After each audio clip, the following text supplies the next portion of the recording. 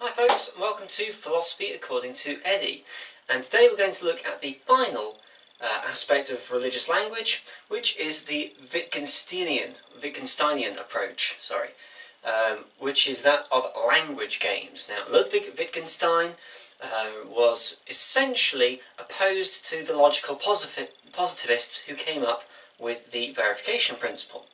He believed religious statements can have meaning, whereas the logical positivists didn't. If you haven't watched the video on verification and falsification, watch that before you watch this one.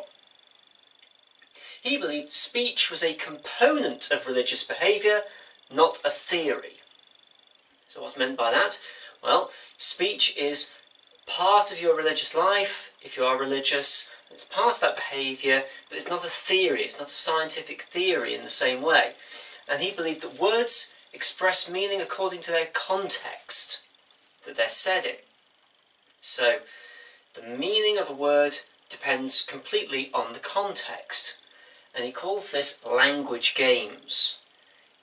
Not as in that you're trying to catch people out, not playing games like that, but as in there are rules to be followed within a game. So all conversations, all speeches, all utterances are games, in a sense. So we need to know the rules in order to be part of that game.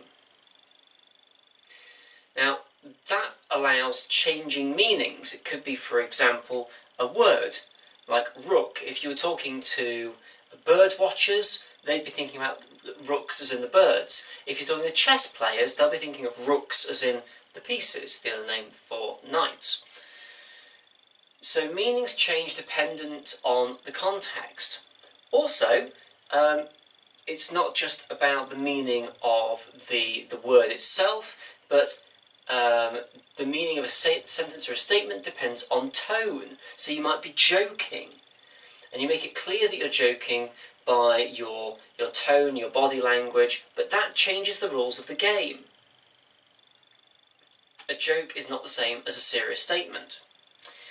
And so Wittgenstein believed that a religious statement followed different rules to a scientific statement. And therefore, it made no sense to judge either scientific or religious statements by each other's rules. It would be like trying to play tennis with a football. Two different games, two different sets of rules. And he believed that philosophers' key role was to clarify the meanings of words. So philosophers should clarify what words mean within certain games. Now, they can never escape the games. Any discussion, any discourse is going to involve being part of a game. But what you can do as a philosopher is play more games and learn the rules of more games and play them more effectively so that you can understand exactly what the rules are and you can clarify those meanings.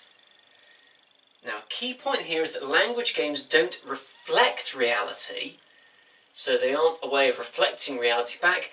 They also create reality. So by performing a role in one of these language games, you're actually creating a particular form of reality. It's called performativity. You create meaning by performing this game. So we're going to have a look at the views of Ludwig Wittgenstein, of course. We're also going to look at Cupid, D.Z. Phillips, Aquinas, McCabe, Sherry, Nielsen and more as we investigate whether in fact religious statements can have meaning according to the language games theory. Language games have had a huge effect on the understanding of faith and belief since they came about. It's provided those who wish to support faith and belief as a logical approach a lot more information and a lot more tools to work with. It suggests that believers and non-believers play different games. Now, this is important because it suggests that you can't apply the rules of one game to a different game. God as hypothesis, the scientific game, is not compatible with God as a religious concept. They follow different rules, and so you can't test God as a hypothesis because it's the wrong set of rules. The range of games in religious life is large. It's not just one single set of ideas. It's a whole range of different games that fit within the religious category, if you like. And they're changing. They're always changing. Now, this is a big positive over logical positivism, which was a foundationalist belief. Watch the other video back if you can't remember what that means. Following the language games approach, a believer could reject a non-believer's version of God. It would be perfectly reasonable for a Christian to agree with Dawkins and say, Dawkins, your idea of God is one that I also reject. I don't believe in it. Because the atheist, the person who's arguing against God, is using, if they're using scientific hypotheses, they're using the wrong game. They're using the wrong rules for the game. So it'd say, well, yeah, your version of God is incorrect because you're looking at it with the wrong rules. It's quite a handy argument to have. And also there's the fact that sacred texts don't have to be seen as either straightforward cognitive or non-cognitive. They can be a mix of both. Depending on the context, depending on what's written, there's a mixture of games going on, and so therefore you don't have to look at them in one single way. Very useful because, for example, Genesis and the Gospels are very different in the way they're written. Genesis, it's very difficult to argue anything other than the idea that Genesis is metaphorical, whereas the Gospels seem to mix a bit of, mix truth and myth and ideas together quite fluidly. So, what are the similarities and differences to analogy? There's quite a clear link between language games, and analogy. They are both suggesting that you need to understand religious language in a way that is different to normal language. So, the similarity to Aquinas' analogy is very, very tangible. Both are focused on the boundaries of meaning. How far can you go within this idea of meaning? Where do you set the lines as to this doesn't have meaning, this does? They're also both focused on how ideas are used, not explaining the meaning of terms. They're looking at how these meanings change, not trying to give one single meaning. There are differences though. McCabe picked up that language reflects ideas in Aquinas' idea of analogy, whereas language precedes ideas, as in language actually informs ideas, according to Wittgenstein. Now Aquinas as well was really focused on how can language speak significantly about God. Wittgenstein was more general than this. It wasn't just about religious statements. He suggested what does language do and how is it perceived is the question that needs to be asked. But this then still leaves us with the question, are religious statements, are language games cognitive or non-cognitive? So, the big question, are language games cognitive or non-cognitive? I.e., is it possible to say that they are true or that they are false?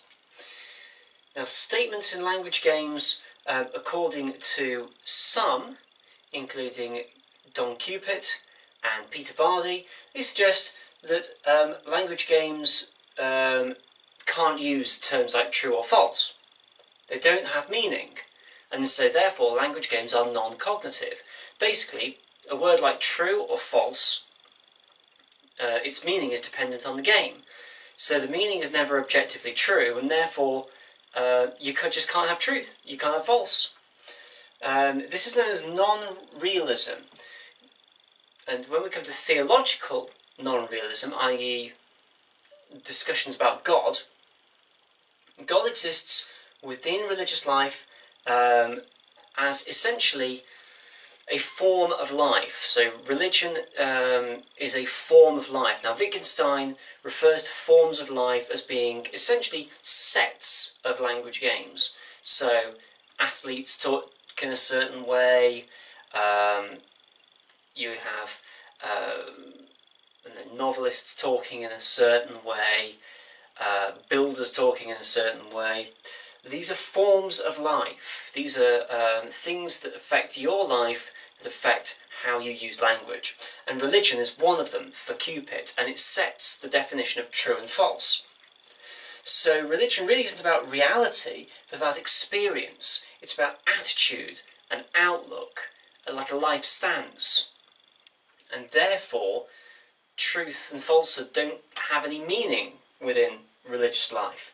And so religious statements must be non-cognitive, based on language games. But the big criticism here is, can religion really be put within a form of life? Surely it transcends all other forms of life. The more orthodox approach is that language games are in fact cognitive. True and false do have meaning. D.Z. Phillips is a big advocate of this. So he suggests that it's not the philosopher's job to affirm or deny God's existence. We're trying to say, God exists, is it true or false? That's not really what this is about. Philosophy is about looking at the meanings of sentences. If a person is talking about God, are they doing so correctly? Are they doing so incorrectly? Are they using true word games, or are they using false word games? So theology, therefore, needs to focus on God's existence, not philosophy. It's theology that talks about it, because God cannot be reduced to words. That's according to Father Moore. So the idea here is that philosophy is looking at words, at sentences, at word games and meanings. Theology deals with the existence of God. Now, of course, the problem here is that we're saying, are language games cognitive or non-cognitive? Well, Wittgenstein would say it depends on the context. Some language games are cognitive, some aren't. If we're talking about physics language games, then true and false mean something. If we're talking about poetry language games, true and false don't. So true and false themselves sometimes have meaning, sometimes don't. Language games can be cognitive or non-cognitive. And that all depends on the form of life. But that doesn't necessarily help us if we're trying to establish whether talking about religion is cognitive or non-cognitive. Understandably, for a philosophy that's based around clarifying ideas but not necessarily the search for truth, there are many criticisms. First off, some would say it's unhelpful to say that philosophers shouldn't be looking to further our knowledge of, for example, God's existence or non-existence. They think that that is what philosophers are there for. They're not just there to clarify statements, they're there to further knowledge too. Some would say that this is a completely pointless exercise. Gellner, for example, suggested it's like dismantling a fully functional clock and then trying to understand why it doesn't work anymore, or pondering why it doesn't work anymore. Bertrand Russell suggests that Wittgensteinian approaches are like sharpening your tools but never using them, because it's not furthering our knowledge further. Furthering our knowledge. There's the risk of circularity as well. Well, there's not even a risk. There is the issue of circularity. Meaning supposedly comes from language. So, okay, that's fine. Meaning comes from language. But surely language then comes from meaning as well, because language creates the meaning, but surely then language refers back to the meaning. So then, once you've done that, then you're back to the language, and then you're back to the meaning. It's a cycle. Where's the true meaning? If the language is creating the meaning and the meaning is creating the language, where is that true meaning? Now, there are studies into the field of performativity that would suggest that actually this isn't so much of an issue. But philosophically speaking, it is difficult. If we're looking for true meaning and it keeps recursing back on itself, that's a problem. It's not clarifying in a true sense. What about choosing games? Patrick Sherry talks about this. Which games do we use? Which do we reject? Which do we compare? Okay, maybe you claim that atheism and religion can't be compared. But does that mean that we can't compare any of them? What about Christianity versus astrology? Who's got the better view there? Can those be compared?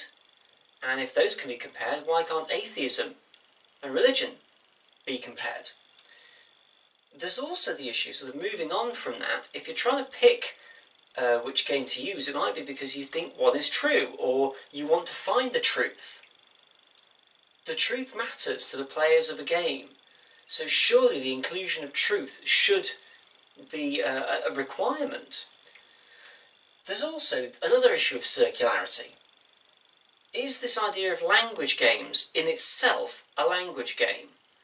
So this idea that we need to look at every single set of words in its own way and establish meaning that way. Well, isn't that theory itself a language game about language? And then from that you could then suggest that that in itself is a language game about language games. About language games. It can keep going on and on and on until the point where you're looking at meaningless navel-gazing. Nielsen, who was a lifelong sparring opponent with D.Z. Phillips until Phillips' sudden death in 2006, Nielsen suggested that language games suggest you can't criticise a discourse from the outside, externally. Language games, because it creates all its meaning within its own discourse, it suggests that no one can step outside and go, actually that doesn't make sense, that's not true. And Nielsen was drawing from the ideas of Eyre, who suggested that actually external verification is very important. We do want to know what's true. But there's another problem with this, and that's that if you can't criticise a discourse externally, so you can't look at whether things are true or false, it's kind of based on the non-cognitive reading, but if you can't establish what's really true and what's really false, then surely you're suggesting that the only thing that matters is faith. Because that faith, therefore, means that you believe in that word game. But that creates fideism, which is the suggestion that faith is all you need, which was considered a heresy, and still is considered a heresy by the Catholic Church. So, if you were Catholic, you wouldn't be able to accept this approach. Wittgenstein appears to be being a fideist, which is heretical. Although Phillips argued against this and said the whole point of word games is to detangle the muddles within religion. So it's not about trying to establish truth, it's about trying to work out how words are used within these discussions of religion. But it still doesn't tell us, if we're detangling the muddles within the forms of life, are the forms of life true? This is the problem. It never tells us what's true. It clarifies ideas, but it doesn't tell us what's true. It doesn't further our knowledge about what's true. This is the big criticism of Wittgenstein. All in. Bottom line, it doesn't tell us what is true. So there you have it. Wittgenstein. An attempt to clarify ideas and sentences, but not necessarily a search for truth. So, on the one hand, a very noble philosophical approach, looking to clarify ideas, clarify meaning, and to try to explain how religious statements and scientific statements can't be directly compared against each other, and therefore religious statements do have meaning. However, big issues in that it doesn't really tell us how we find truth. The problem, of course, here is that Wittgenstein, because of his lack of records, he doesn't have a precise philosophy, and so a lot of interpretation has been done, and a lot of interpretation is needed, which does mean you do need to read up a lot on these philosophers. It's a very interesting approach, and it's definitely worth considering as an argument for religious statements having meaning. Anyway, as usual, if you have any questions, then let me know. Otherwise, thanks for watching and see you next time.